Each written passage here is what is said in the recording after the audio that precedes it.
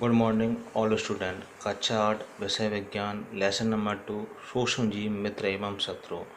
उसमें पार्ट 6 में हम सूक्ष्म जीवों द्वारा होने वाले रोगों के बारे में पढ़ रहे थे। ठीक, तो हमने मनुष्य में होने वाले जो रोग हैं वह जीवाणु द्वारा, वायरस द्वारा और प्रोटोजोआ द्वारा और जो रोग होते हैं गोलकृमि द्वारा होने वाले रोगों का हमने चार्ट पढ़ा था अगले चैप्टर में। अब हम पार्ट 6 में कुछ रोगों के बारे में पढ़ते हैं, मतलब सूक्ष्म जीवों द्वारा पौधों में होने वाले रोग, मतलब सूक्ष्म जीवों द्वारा पौधों में होने वाले रोगों के बारे में जानकारी प्राप्त करते हैं। सूक्ष्म जीवों द्वारा पौधों में होने वाले रोग मनुष्य में पड़े, अब प्लांट्स में होने वाले रोगों के बारे में जानकारी प्राप्त करते हैं। तो जो पौधे हैं, पेड़ पौधों में सूक्ष्म द्वारा कौन कौन से रोग होते हैं। तो पहला पादप का नाम है आपका नींबू। कौन सा नाम है? नींबू। नींबू में सिट्रस अम्ल पाया जाता है, सिट्रिक अम्ल पाया जाता है। नींबू कौन सा अम्ल पाया जाता है? लेमन में सिट्रिक एसिड पाया जाता है। क्या पाया जाता है? सिट्रिक एसिड पाया जाता है। ठीक, अब इसमें जो रोग है वह कौन सा रोग होता है? मतलब नींबू जो पेड़ पौधा है उसमें रोग होता है सिट्रस कैंकर जो रोग होता है उसमें नींबू में काले काले क्या धब्बे पड़ जाते हैं, पत्तियां क्या छिद जाती हैं। ठीक, तो नींबू में कौन सा रोग होता है? सिट्रस कैंकर होता है। ठीक ठीक, अब जो करता है कौन सा सूक्ष्म जीव नींबू में सिट्रस कैंसर करता है, उस रोगजनक का नाम है आपका जैंथोमोनाज। में उस रोगजनक का नाम क्या है? जैंथोमोनाज। ये आपको याद रखना है, जैंथोमोनाज सिट्राई है। क्या नाम है? जैंथोमोनाज सिट्राई। उस रोगजनक का क्या नाम है? जैंथोमोनाज सिट्राई। तो नींबू लेमन जिसमें सिट्रिक अम्ल पाया जाता है वह उस पौधे में जो रोग होगा उससे पौधा क्या सूख जाता है। ठीक, वो रोग होता है सिट्रस कैंकर। रोगजनक सूजीव का नाम है जैंथोमोनाज सिट्राई। यह वायु के माध्यम से क्या फैलता है, प्रसारण का क्या तरीका है? वायु के माध्यम से। दूसरा है तम्बाकू। कौन सा? तम्बाकू में कौन सा रोग होता है पौधे में? तम्बाकू मोजैक वायरस। तम्बाकू कौन सा होगा? Mosaic virus. तम्बाकू में मोजैक वायरस द्वारा ही रोग होता है। ठीक, इसको बोलते हैं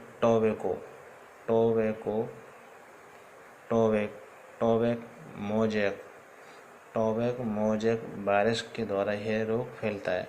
रोग का क्या नाम है? मोजैक रोग होता है। ठीक, यह टोबैक क्या होता है? तम्बाकू मोजैक वायरस द्वारा फैलता है।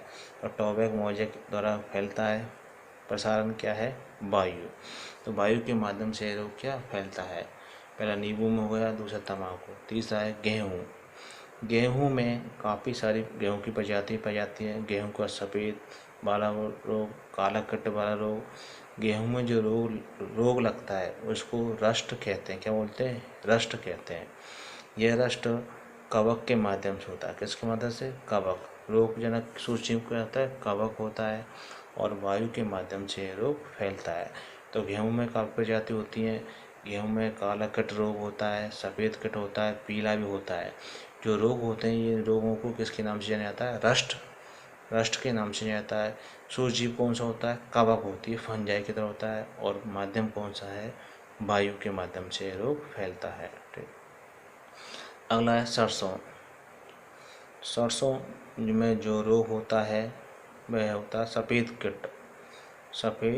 किट बोलते हैं। सफ़ेद किट ये भी कवक के माध्यम से रोग होता है। प्रसारण का क्या है? वायु है। तो इस प्रकार ये होता है भिंडी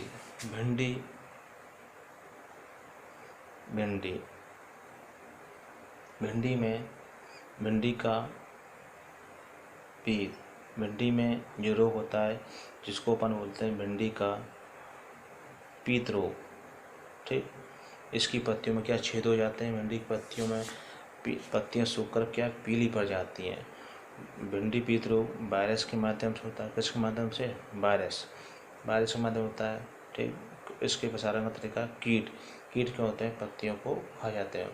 गेहूं में वायु एवं बीज के माध्यम से यह रोग होता है। ठीक, तो आपने पढ़ा कि सूक्ष्म जीवों द्वारा पौधों में होने वाले रोग। दोबारा देखते हैं, सूक्ष्म जीवों द्वारा पौधों में होने वाले रोग। पहला है नींबू। नींबू क्या है, लेमन चेटेकम पाया जाता है। सिट्रस कैंकर ये रोग है।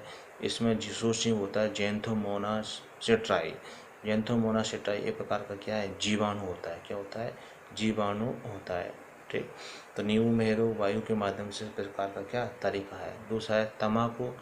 तम्बाकू में जो रोग होता है पौधों में होने वाले रोग जीवाणु के द्वारा भी होते हैं, वायरस के माध्यम से होते हैं। तो पौधों में होने वाले रोग जीवाणु के द्वारा भी माना गया है रोग का कारक, वायरस के माध्यम से ठीक, और कवक के माध्यम से ये रोग होता है। तो नींबू में किसके द्वारा हुआ, जीवाणु द्वारा हुआ। रोगजनक का नाम है जेंथोमोनास सिट्राई, वायु के माध्यम से फैलता है। तम्बाकू मोजेक वायरस द्वारा होता है। मोजेक वायरस द्वारा रोग का क्या नाम है, मोजेक। इसके सूची में होता है टोबैक मोजेक वायरस द्वारा होता है, वायु के माध्यम से फैलता है। ठीक, एक भिंडी का पीत रोग। भिंडी का जो रोग होता है उसे पीत रोग कहते हैं।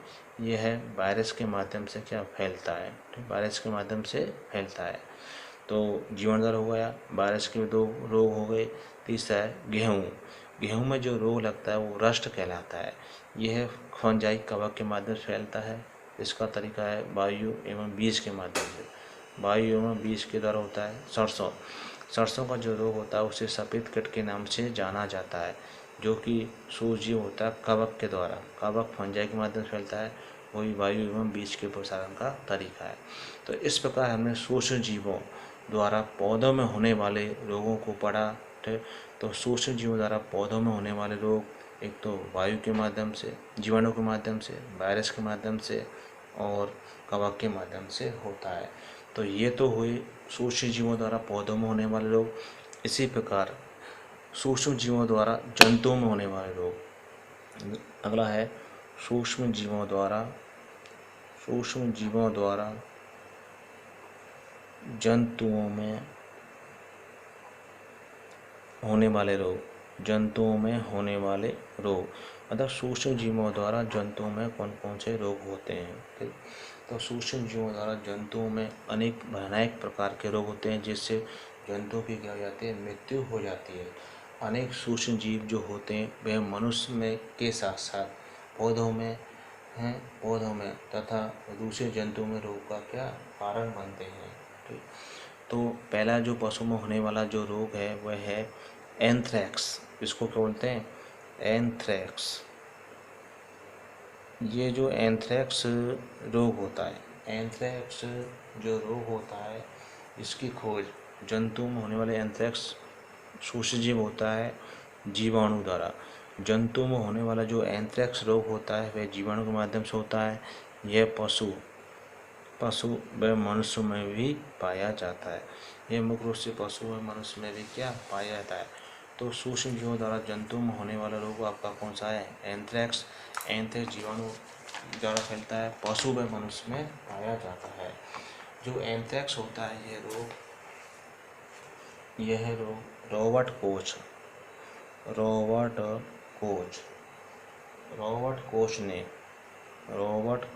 ने सन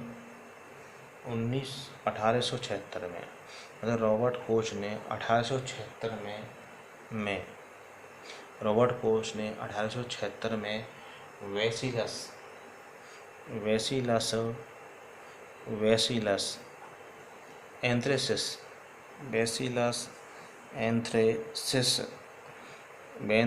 बैसिलस एंथ्रेसिस नामक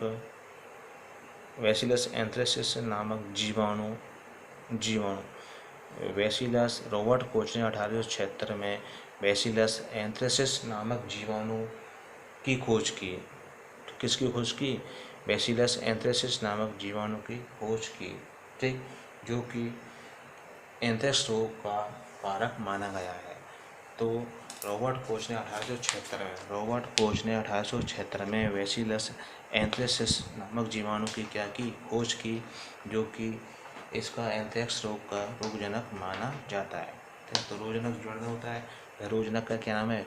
बैसिलस एंथ्रेसिस। बैसिलस एंथ्रेसिस नामक जीवाणु होता है, जिसके द्वारा पशु में ये क्या रोग होता है। ठीक। अगला जो रोग होता है जंतु में होने वाला जो रोग है, दूसरा है आपका गला घोंटू रोग। ठीक। कौन सा मवेशी में कौन सा रोग होता है? गला घोंटू रोग। दूसरा रोग है गला घोंटू रोग। ठीक। यह भी रोग जीवाणु के द्वारा फैलता है। किसके द्वारा? जीवाणु के माध्यम से फैलता है। यह पशुओं में अधिकतर होता है। पशु में यह रोग क्या होता है। ठीक।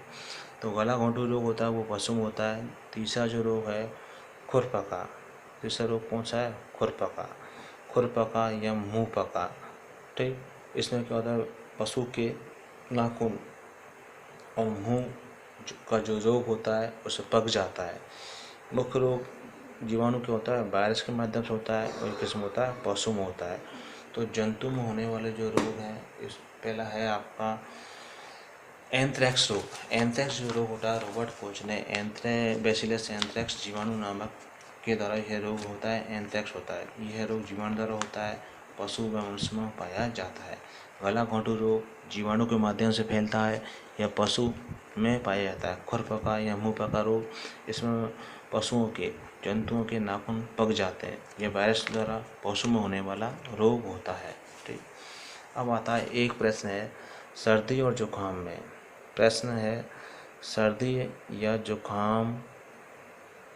जुकाम एवं फ्लू में, सर्दी एवं जुकाम एवं फ्लू में प्रतिजैविक होते हैं, एंटीबायोटिक प्रभावशाली क्यों नहीं होते हैं। ठीक।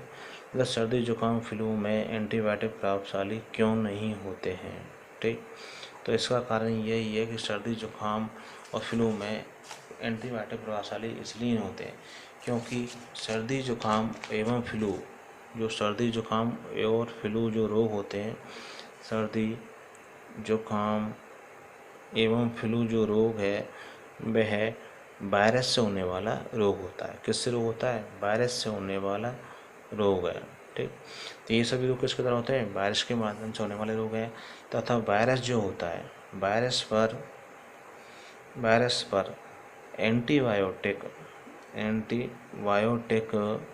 का कोई प्रभाव नहीं होता है। एंटीबायोटिक का कोई प्रभाव नहीं होता है। ठीक। इसलिए सर्दी जुकाम में फ्लू को रोकने के लिए अपन उस रोग के प्रति एंटी एलर्जिक या एंटीवायरल औषधि का उपयोग करते हैं। मतलब एंटीबायोटिक के साथ साथ एंटी एलर्जिक गोली का प्रयोग करते हैं, जिससे सर्दी जुकाम फ्लू क्या रुक जाता है। ठीक। सर्दी जुकाम क्या रुक जाता है। खाली एंटीबायोटिक से क्या प्रभावशाली नहीं होता है, संग संग उसको अपन एंटी एलर्जी गोली देनी पड़ती है। ठीक। अब आपका ये प्रश्न था। उसके बाद में दूसरा प्रश्न है आपका, ठीक, खाद्य विषाक्तन क्या है? खाद्य विषाक्तन कह लो, यह जिसको अपन क्या बोलते हैं? फूड पॉइजनिंग बोलते हैं। खाद्य विषाक्तन या फूड पॉइजन क्या है? ठीक। Food poisoning. ठीक। आपने देखा होगा सूक्ष्म जीवों द्वारा भोजन में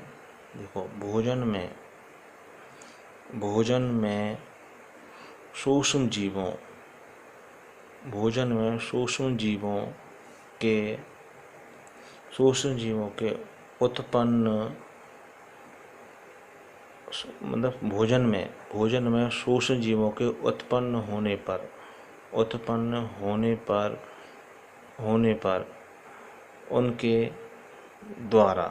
उनके द्वारा विषैले पदार्थ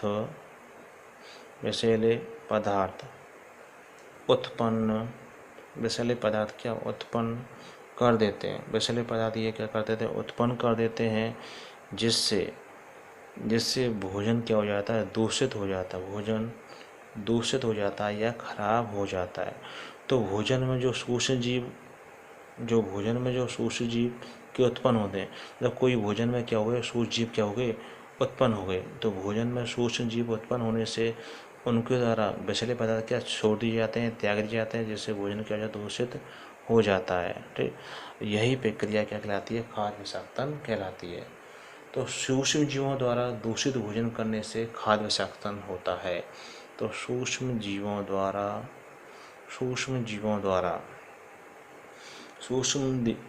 द्वारा समदूषित खराब हुआ भोजन, तो सूक्ष्म जीवों द्वारा क्या भोजन क्या जाता है, समदूषित हो जाता है, और उस भोजन को करना ही क्या कहलाएगा, खाद्य विषाक्तन कहलाता है। हमारे भोजन में उत्पन्न होने वाले सूक्ष्म जीव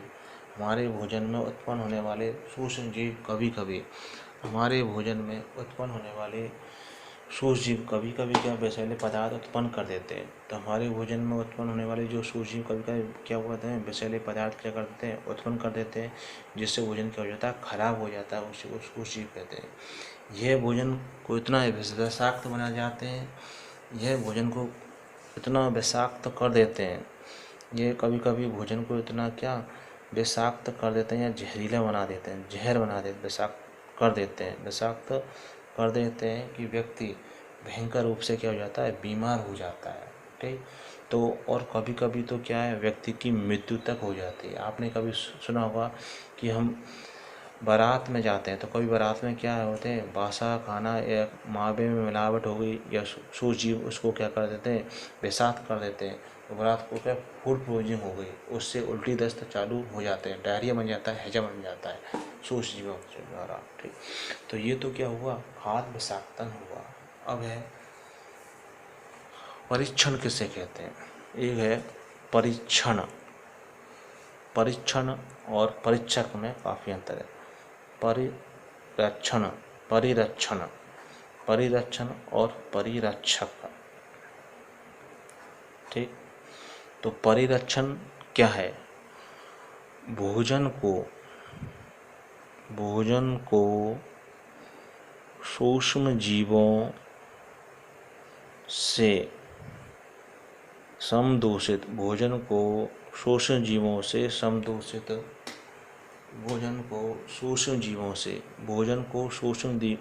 से समदूषित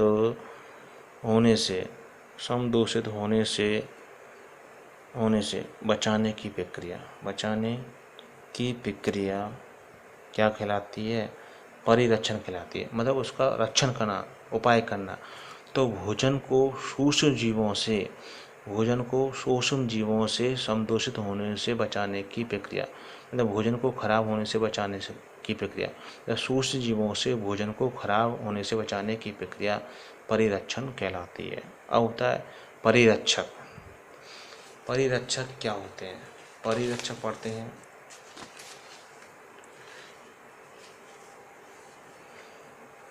परिरक्षक रक्षण करना, और परिरक्षक खाद्य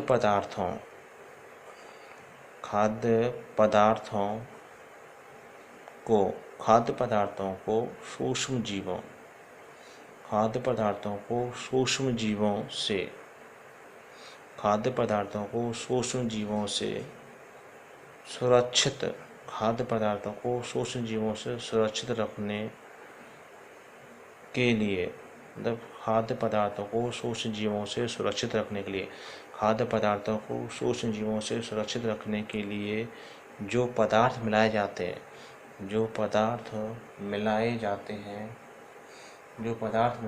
हैं उन्हें क्या बोलते हैं, परिरक्षक कहते हैं। क्या बोलते हैं, परिरक्षक। जैसे तेल, अचार में क्या मिलाते हैं, तेल मिलाते हैं, अचार में तेल, जिससे काफ़ी लंबे समय तक ये अचार क्या टिक पाता है, चल पाता है। उसमें चीनी मिला देते हैं, नींबू के में नमक मिला देते हैं। तो ये परिरक्षक क्या है, पदार्थ है, जिससे भोजन क्या खाद्य पदार्थ सुरक्षित रहते हैं।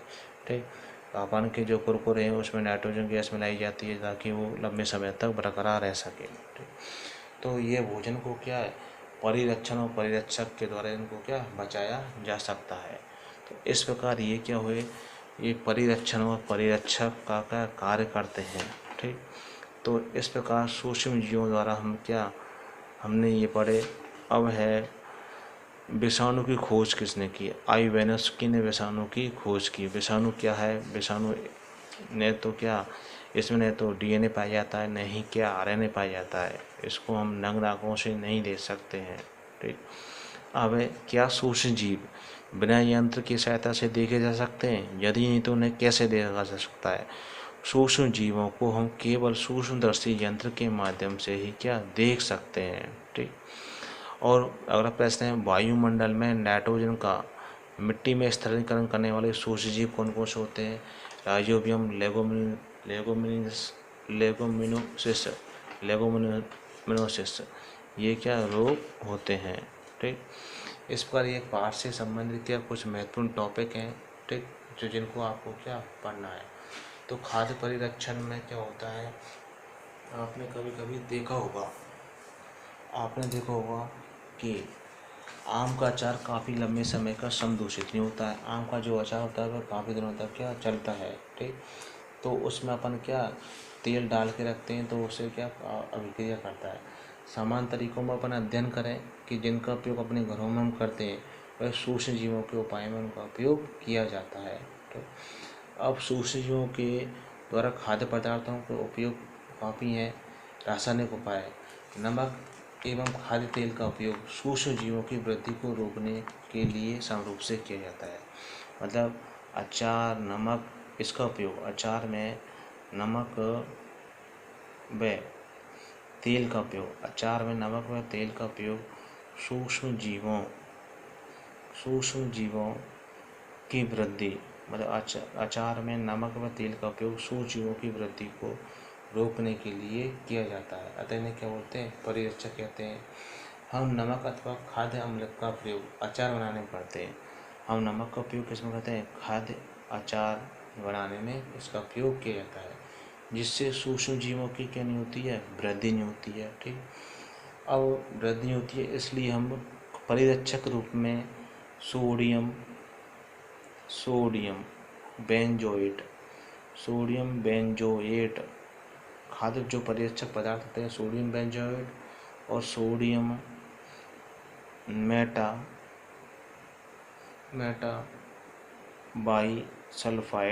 मेटाबाइसल्फाइड, ये क्या है? परिरक्षक है। मतलब अपन की जो पैकिंग की जो सामग्री होती है, उसमें लंबे टाइम तक ये खाद्य सुरक्षा क्या बरकरार बनी रहती है, बदबू नहीं आती है, संदूषित भोजन नहीं होता है। तो उसमें परिरक्षक के रूप में क्या मिला कर रखते हैं? Sodium benzoate. परिरक्षक पदार्थ कौन कौन से? सोडियम बेंजोएट और सोडियम मेटाबाइसल्फाइड, ये खाद्य परिरक्षक माने गए हैं। ये खाद्य परिरक्षक क्या हैं? पदार्थ होते हैं। तो किन्हीं दो खाद्य परिरक्षक पदार्थों के नाम कौन से? सोडियम बेंजोएट और सोडियम मेटाबाइसल्फाइड। जेम व स्क्वैश। ठीक। जेम तथा स्क्वैश बनाने में कुछ जेम और स्क्वैश बनाने में, जेम होता है जो बच्चे खाते हैं। ठीक। टमाटर जैसा सॉस जैसा लगता है जेम। ठीक। इसको अपन परांठे के साथ भी खा सकते हैं। तो जेम व स्क्वैश बनाने में रसायनों का उपयोग कर भोजन को संदूषित से बचाया जा सकता है।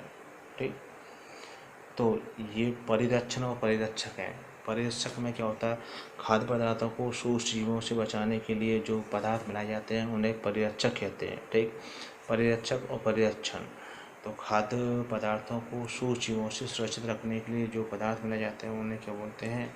परिरक्षक कहते हैं। परिरक्षण क्या होता है? भोजन में सूक्ष्म जीवों की वृद्धि को रोकने के लिए भोजन को सूक्ष्म जीवों से बचाने की प्रक्रिया है। भोजन को सूक्ष्म जीवों से बचाने की प्रक्रिया जो होती है, वो तो परिरक्षण होती है। भोजन को सूक्ष्म जीवों से बचाने की प्रक्रिया परिरक्षण कहलाती है। लेकिन परिरक्षक क्या होता है? खाद्य पदार्थों को सूक्ष्म जीवों से सूक्ष्म जीवों से सुरक्षित रखने के लिए जो पदार्थ मिलाए जाते हैं, मतलब खाद्य पदार्थों को सूक्ष्म जीवों से सुरक्षित रखने के लिए जो पदार्थ मिलाए जाते हैं उन्हें परिरक्षक कहते हैं। और परिरक्षक अपने घरों में अचार में अपन तेल नमक डाल के रखते हैं, वो काफ़ी लंबे समय तक बरकरार रहता है। तो कुछ खाद्य पदार्थों के परिरक्षकों के नाम, किन्हीं दो खाद्य परिरक्षकों के नाम है सोडियम बेंजोएट और सोडियम मेटाबाइसल्फाइड। ये खाद्य परिरक्षक हैं।